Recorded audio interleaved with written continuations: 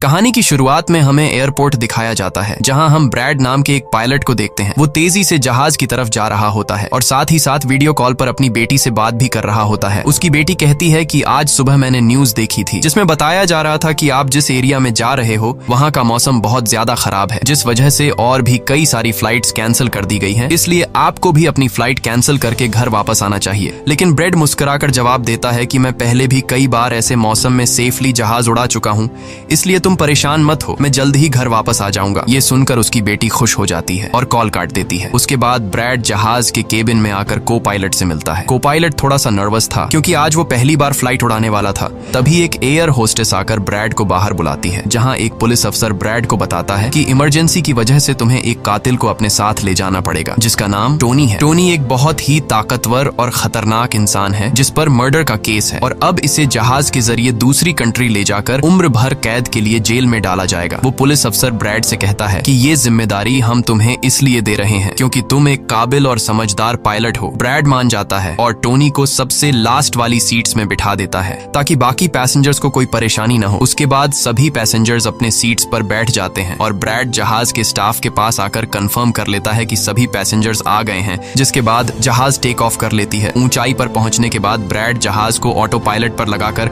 को पायलट के साथ अपनी फैमिली के बारे में बातें करने लगता है।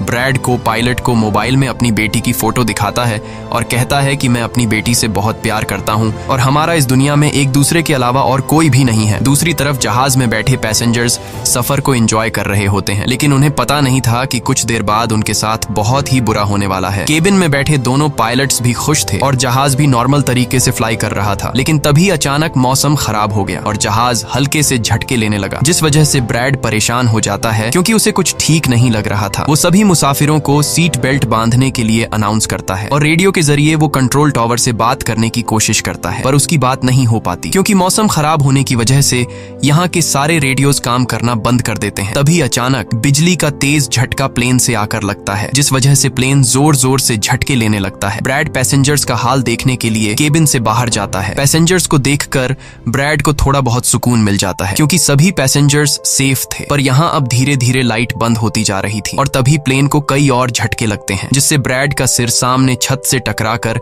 नीचे गिर जाता है और उसके माथे पर चोट लग जाती है। इस सूरत हाल को देखते हुए सभी पैसेंजर्स की हालत खराब होने लगी थी। ब्रैड जल्दी से वापस केबिन में आकर अपने साथी के साथ मिलकर प्लेन को संभालने में लग जाता है। ये उनके लिए काफी मुश्किल टाइम था। मौसम खराब होने की वजह से उन्हें आगे कुछ भी नहीं दिखाई दे रहा था। ब्रैड कहता है कि हमें प्लेन को नीचे लाना होगा क्योंकि अगर प्लेन को एक और झटका लगा तो प्लेन तबाह हो सकता है। ये लोग फौरन जहाज का अल्टीट्यूड कम करने लगते हैं और जहाज तेजी से नीचे की तरफ जाने लगता है। जहाज के अंदर मौजूद पैसेंजर्स काफी ज्यादा डरे हुए थे। तभी क्रिमिनल टोनी के साथ जो पुलिस अफसर आया होता है, उसके हाथ से मोबाइल छूट जाता है। वो अपने मोबाइल फोन को उठाने के लिए अपना सीट बेल्ट खोल लेता है, जिसकी मदद करने के लिए एक एयर होस्टेस भी अपना सीट बेल्ट खोलकर आगे आती है। अब क्योंकि प्लेन तेजी से नीचे की तरफ जा रहा था, जिस वजह से उनका सीट बेल्ट खुलते ही ये दोनों तेजी से ऊपर छत से टकरा जाते हैं। ये दोनों इतनी तेजी से छत से टकराते हैं कि उनकी तुरंत मौत हो जाती है। इतने में जहाज काफी कम अल्टीट्यूड पर आ जाता है और किसी तरह करके ये दोनों पायलट जहाज को कंट्रोल कर लेते हैं। लेकिन अब जहाज में ज्यादा पावर नहीं बची होती, इसलिए ब्रैड जहाज को एयरपोर्ट तक नहीं पहुंचा सकता था, जिस वजह से ब्रैड जहाज को नीचे लाकर समंदर में क्रैश लैंड करने का सोचता है। लेकिन तभी ये दोनों कुछ दूर एक आइलैंड देख लेते हैं, जिसके बाद ब्रैड जहाज की डायरेक्शन आइलैंड की तरफ कर लेता है और आइलैंड पर लैंड करने का फैसला करता है। कई मुश्किलों के बाद ब्रैड इस आइलैंड पर मौजूद एक रोड पर फाइनली इमरजेंसी लैंड कर लेता है। लकीली इस इमरजेंसी लैंडिंग में सभी पैसेंजर्स सही सलामत होते हैं और किसी को भी चोट नहीं आती। तभी जहाज में पीछे शॉर्ट सर्किट होता है, जिससे देखकर ब्रैड खुश हो जाता है क्योंकि जहाज में अभी भी थोड़ी बहुत बिजली बची हुई थी। सभी पैसेंजर्स के जहाज से उतरने के बाद एक एयर होस्टेस कैप्टन ब्रैड को बताती है कि क्रिमिनल टोनी को ले जाने वाला पुलिस अफसर मारा गया है और एक एयर होस्टेस भी मारी गई है। ये सुनकर ब्रैड बहुत ज्यादा मायूस हो जाता है। दूसरी तरफ एयरलाइन कंपनी का मालिक देखता है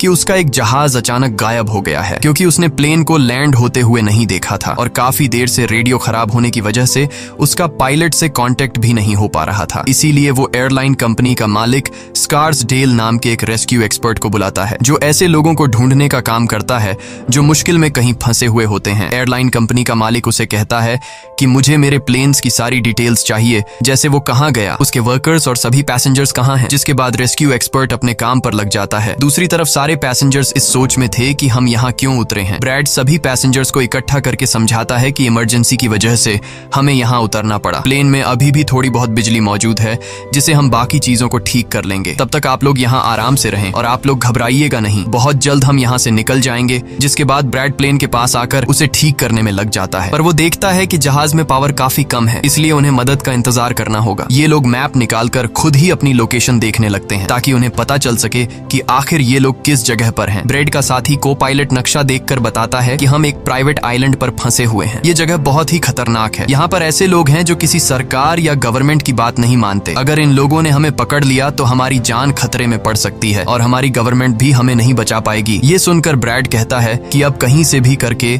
हमें अपनी रेस्क्यू टीम को यहाँ पर बुलाना ही होगा ताकि वो आकर हम सबको बचा ले, क्योंकि यही एक रास्ता है यहाँ से निकलने का। जिसके बाद ये दोनों मदद बुलाने के लिए रेडियो ठीक करने लगते हैं, लेकिन आसमानी बिजली के टकराने से रेडियो बिल्कुल खराब हो चुका था। अब ब्रैड सभी पैसेंजर्स के पास आकर उन्हें बताता है कि किसी खराबी की वजह से रेडियो काम नहीं कर रहा, लेकिन आप सब परेशान मत हो। ब्रैड उन्हें तसल्ली देता है कि हम आइलैंड के दूसरी साइड पर जाकर रेडियो को ढूंढेंगे और कंट्रोल टावर को अपनी लोकेशन बताकर रेस्क्यू टीम को यहाँ पर भेजने के लिए कहेंगे, जो आकर आप सब लोगों को बचा लेंगे। और यहाँ ब्रैड एक बहुत बड़ा कदम उठाता है। वो कहता है कि मेरे साथ टोनी जाएगा। ये कहकर वो टोनी की हथकड़ी खोल देता है। यहाँ ब्रैड जहाज के कोपायलट से कहता है कि तुम जहाज की पावर को रिपेयर करने के काम पर लग जाओ। मैं जल्द ही किसी भी कॉन्टैक्ट के जरिए रेस्क्यू टीम को यहाँ तक लाने की कोशिश करूंगा। जिसके बाद टोनी और ब्रैड रेडियो ढूंढने के लिए जंगल की तरफ निकल पड़ते हैं। रास्ते में टोनी ब्रैड को उस पर भरोसा करने के लिए थैंक्स कहता है। अब हम इस आइलैंड पर रहने वाले आतंकवादी ग्रुप को देखते हैं, जिनके पास एक आदमी दौड़ कर आता है और वो आदमी उस ग्रुप के लीडर को बताता है कि यहाँ आइलैंड पर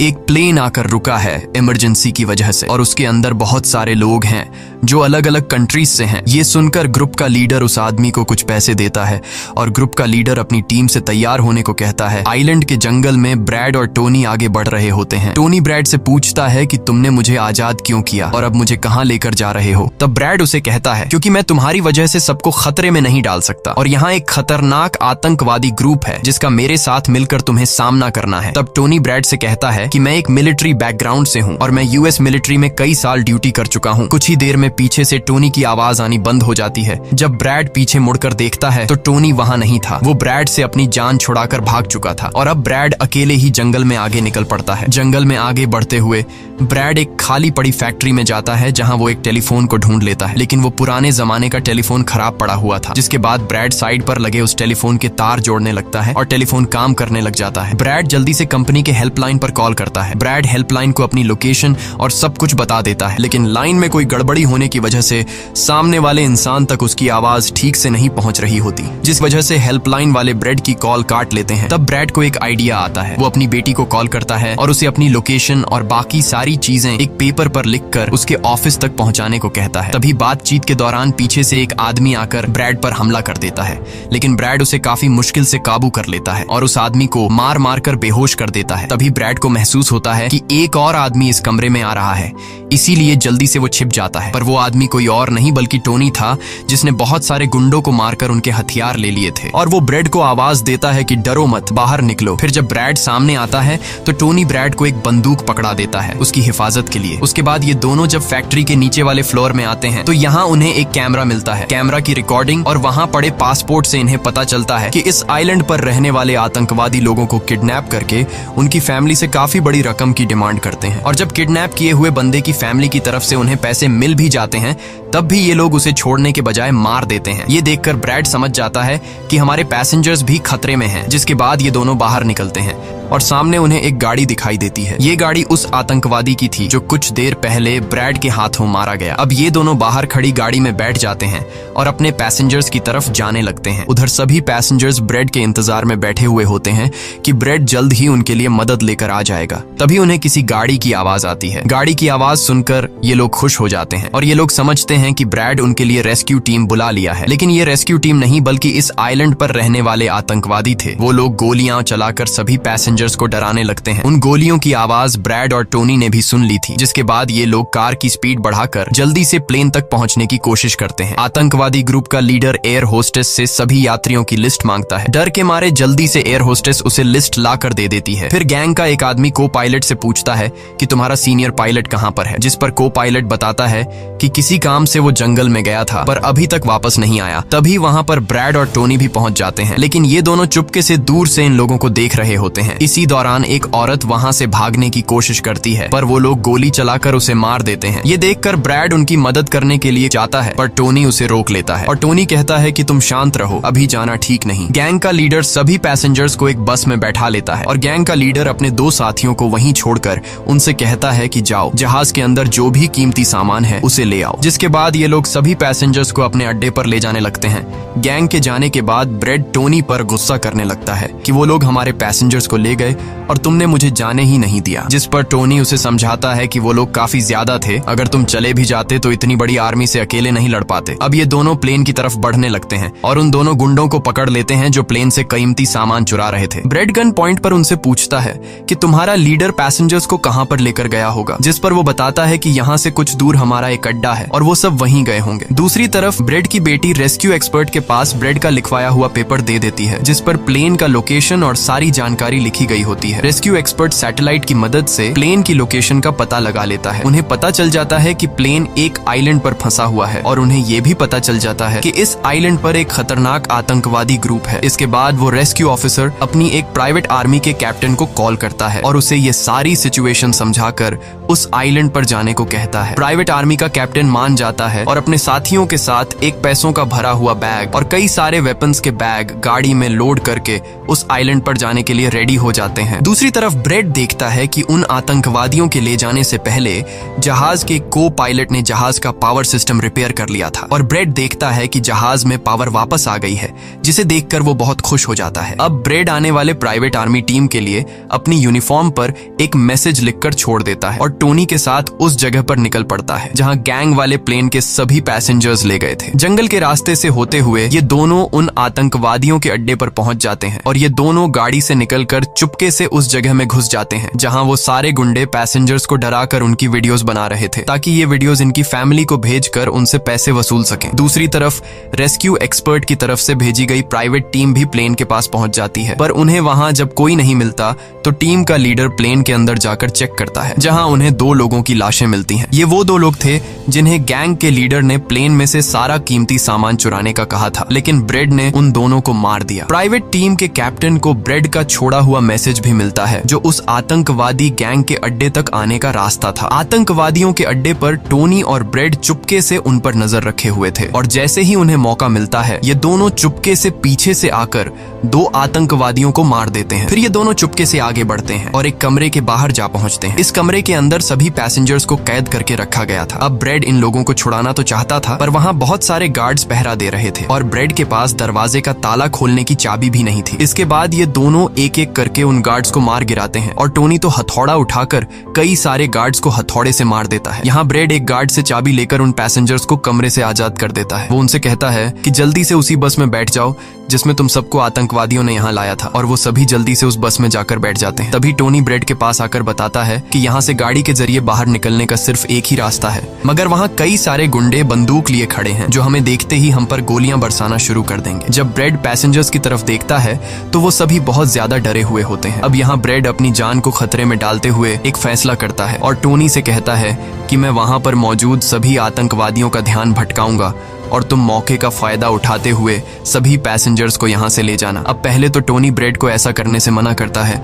वो कहता है कि ऐसा करने से वो लोग तुम्हें मार देंगे, लेकिन ब्रेड कहता है कि इसके अलावा हमारे पास और कोई दूसरा रास्ता नहीं है। ये सुनकर टोनी मान जाता है। ब्रेड वहां से निकलकर आतंकवादियों के पास आता है। वहां ब्रेड गैंग के लीडर से बात करता है कि मैंने हेल्प के लिए इन्फॉर्म कर दिया है, जल्द ही यहाँ पर रेस्क्यू टीम आ जाएगी, इसलिए सभी पैसेंजर्स को यहाँ से जाने दो। ये सुनकर सभी गैंग वाले ब्रेड पर हंस पड़ते हैं और ब्रेड को पीटने लग जाते हैं। गैंग का हेड कहता है कि ऐसे कैसे इसे छोड़ दूं, पैसों के बिना मैं किसी को नहीं छोड़ता। और अब जैसे ही ये लोग ब्रेड को मारने वाले होते हैं, तभी वहां पर प्राइवेट रेस्क्यू टीम पहुंचकर आतंकवादियों पर हमला कर देती है और काफी देर तक गोलीबारी करने के बाद गैंग के कई सारे लोगों को मारकर वो ब्रेड को छुड़ा लेते हैं और ब्रेड को बस में उठाकर यहाँ से निकल जाते हैं। यहाँ गैंग का लीडर देखता है कि उसके कई सारे साथियों के साथ उसका छोटा भाई भी मारा गया। ये देखकर वो बहुत ज्यादा गुस्सा हो जाता है और कसम उठाकर कहता है कि वो इन लोगों में से एक को भी नहीं छोड़ेगा और सभी को चुन चुन कर मारेगा। इसके बाद वो अपनी टीम से कहता है कि जल्दी से तैयारी कर लो, हम जल्द ही इन लोगों को मारने के लिए निकलेंगे। बस में प्राइवेट टीम का कैप्टन सभी को बताता है कि हम बस 5 लोगों की छोटी सी एक प्राइवेट टीम है जो बस तुम्हें यहाँ बचाने के मिशन पर आए हैं और हम कोई रेस्क्यू टीम नहीं है। रेस्क्यू टीम को यहाँ आने में कुछ टाइम और लगेगा। ये सुनकर ब्रेड घबरा जाता है और कहता है कि हमारे पास टाइम नहीं है क्योंकि गैंग वाले जल्द ही हमारे पीछे आएंगे और हमें देखते ही मार डालेंगे। पर मेरे पास एक आइडिया है। जहाज के पास पहुंचते ही ब्रेड सभी पैसेंजर्स से कहता है कि जहाज में पावर वापस आ चुकी है, यानी अब जहाज स्टार्ट हो जाएगा और हम लोग फौरन यहाँ से निकल जाएंगे। इसलिए आप सब लोग जल्दी से जहाज में बैठ जाओ क्योंकि हम रेस्क्यू टीम का इंतजार नहीं कर सकते। उन्हें यहाँ आने में वक्त लगेगा और अगर हम यहाँ रुके तो उन आतंकवादियों के हाथों मारे जाएंगे। ये सुनकर सारे लोग प्लेन में बैठ जाते हैं जबकि ब्रेड प्लेन की तमाम चेकिंग करने में लग जाता है और प्राइवेट टीम के लोग पहले से आने वाले खतरे के लिए तैयार बैठ जाते हैं। तभी अचानक वो आतंकवादी ग्रुप आकर उन पर हमला कर देता है, जिन्हें देखकर प्राइवेट टीम उन्हें रोकने में लग जाती है और यहाँ दोनों तरफ से काफी गोलीबारी होती है। पर इस प्राइवेट टीम के पास काफी अच्छी गन्स थी, जिस वजह से वो बहुत सारे गुंडों को मार देते हैं। ब्रेड जल्दी से प्राइवेट टीम के लीडर को बताता है कि मैं अगले 5 मिनट बाद जहाज को स्टार्ट करने वाला हूँ और तुम सब भी जल्दी से जहाज में चढ़ जाना। इसके बाद ब्रेड टोनी के पास जाता है और उसका शुक्रिया अदा करता है कि तुमने मेरे इतने मुश्किल वक्त में साथ दिया। ब्रेड खुद को गोलियों से बचाते हुए अंदर जहाज में आकर अपने केबिन में बैठ जाता है और अपने साथी को पायलट के साथ मिलकर प्लेन को स्टार्ट करने में लग जाता है। उधर टोनी के पास गोलियां खत्म हो जाती हैं और जब वो बुलेट्स ढूंढने के लिए प्राइवेट टीम का बैग चेक करता है तो उसे वहां पैसों से भरा हुआ एक बैग मिलता है। लेकिन इस वक्त टोनी पैसों को छोड़कर दूसरी बैग से गोलियां निकालकर दोबारा आतंकवादियों से लड़ने लगता है। यहाँ तब तक ब्रेड भी प्लेन को राइट साइड पर घुमा देता है। अब प्राइवेट टीम के सोल्जर्स भी एक एक करके जहाज में चढ़ने लगते हैं और टोनी उन्हें कवर फायर देता है। पावर आने की वजह से रेडियो भी काम करने लग जाता है। अब ब्रेड को प्लेन कंपनी का मालिक बताता है कि मैं तुम्हें कोई सुरक्षित जगह बता दूंगा जहां तुम जा सकते हो। अब सभी लोग जहाज में चढ़ जाते हैं पर टोनी नहीं चढ़ता। वो पैसों से भरा बैग लेकर वहां से भागने लगता है क्योंकि अगर वो इनके साथ प्लेन में वापस गया तो पुलिस वाले उसे फिर से पकड़कर जेल में डाल देंगे। गैंग का लीडर अपने साथियों को मरता हुआ देखकर गुस्से से पागल हो जाता है। वो प्लेन के सामने रॉकेट लॉन्चर लाकर उन्हें एक ही झटके में उड़ाने का सोचता है, लेकिन सही टाइम पर टोनी उसे देख लेता है। अब टोनी जल्दी से बंदूक उठाकर उसे शूट करके मार देता है और सभी लोगों की जान बचा लेता है। ये देखकर ब्रेड टोनी के इस काम से बहुत खुश हो जाता है और ब्रेड अपनी पूरी ताकत लगाकर प्लेन उड़ाने में कामयाब हो ही जाता है। ये देखकर टोनी सभी पैसेंजर्स और ब्रेड के लिए खुश होता है और पैसों का भरा हुआ बैग लेकर जंगल की तरफ भाग जाता है। ब्रेड जहाज को इस आइलैंड से दूर ले जाता है और जहाज का मालिक उसे एक एयरपोर्ट के बारे में बताता है जहां ये लोग जा सकते थे, जो अब इनके काफी करीब था। ब्रेड एयरलाइन कंपनी के मालिक की बताई हुई जगह की तरफ जहाज को ले जाता है, लेकिन तभी एक बार फिर जहाज के इंजन में आग लग जाती है और जहाज तबाह होने लगता है। इसलिए ब्रेड दोबारा से इमरजेंसी वार्निंग ऑन करता है और धीरे धीरे जहाज को नीचे रनवे पर लाने की कोशिश करता है। फाइनली बड़ी मुश्किल के बाद ब्रेड जहाज को रनवे पर उतार देता है और सब लोगों की जान बच जाती है। ब्रेड और उसका साथी को पायलट काफी खुश हो जाते हैं। उधर प्लेन कंपनी का मालिक और उसकी टीम भी बेहद खुश थी। अब ब्रेड पैसेंजर्स का हाल देखने के लिए पीछे जाता है तो वो देखता है कि सभी पैसेंजर्स सेफ हैं और ये देखकर उसके दिल को सुकून मिल जाता है। वहाँ खड़े सभी पैसेंजर्स ब्रेड के लिए तालियां बजाने लगते हैं और ब्रेड का शुक्रिया अदा करते हैं। कुछ ही देर में वहाँ उनके लिए रेस्क्यू टीम भी आ जाती है, जिसे देखकर सभी पैसेंजर्स खुश हो जाते हैं। यहाँ ब्रेड सभी पैसेंजर्स को रेस्क्यू टीम के साथ भेज देता है और कैप्टन फाइनली सुकून की सांस लेते हुए जहाज की सीढ़ियों पर बैठकर अपनी बेटी से कॉल पर बात करता है। इसी के साथ ये कहानी खत्म हो जाती है। अगर आपको वीडियो अच्छी लगी हो तो हमारे चैनल को सब्सक्राइब और वीडियो को लाइक जरूर कीजिएगा।